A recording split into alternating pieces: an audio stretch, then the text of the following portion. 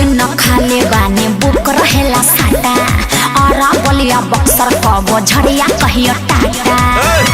भाई बड़ू पारो रानी तब का अरे एको दिन खाले बानी बुक रहेला साटा आरा बलिया बक्सर कबो झड़िया कबो टाटा 2000 देखी घाघरा उठ गए कमरा हिला के नचलुए अरे बोला कमरा हिला के नचलुए जादू जी की चौकी टूटी गई कमखी दबा के हंसलुए जादू जी के चौकी टूटी गई अरे टूटी तबे ना जुटी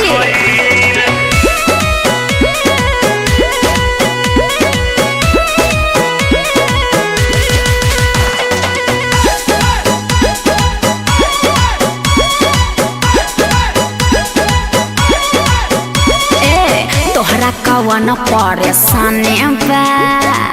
गजबे तोहारी जवानी बा। हाँ तो तोहरा का बुझाता 500 के नचनिया बनी। अरे तेगो भैंसिए खोल ले जो तोहरा कवन परेशानी बा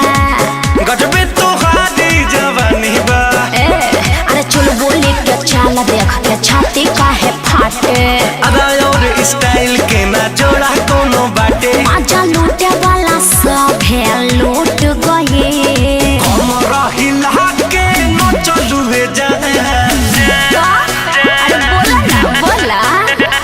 कमरा हिला के नचलुए जादू जी की चौकी टूटी गई कमखी दबा के हंसलुए जादू जी के चौकी टूटी गई। हाँ तो टूटी ना टूटबे करी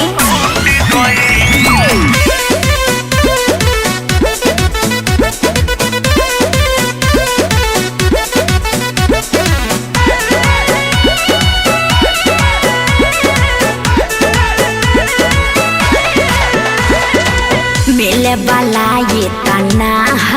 बुझला घर बोला तोहरो कहाँ काहे बताई तहरा के हो लगलू टेढ़ हुए हाँ तो का चिचकारी मिले वाला ये तना घर बोला तोहरो कहाँ अरे आग के हम गोला हई दूरे रह बाबू रस भरल रसगुल्ला देखी जरा नहीं के काबू काहे देखी क्या पसीना छूट गए कमरा हिला के नचलुए हमारे काम ही है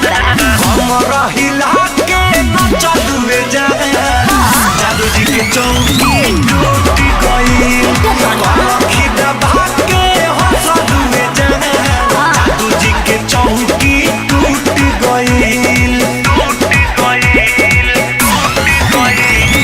अरे इतने ना कल पांडे जी के यहाँ भी 2 चौकी टूटल रहे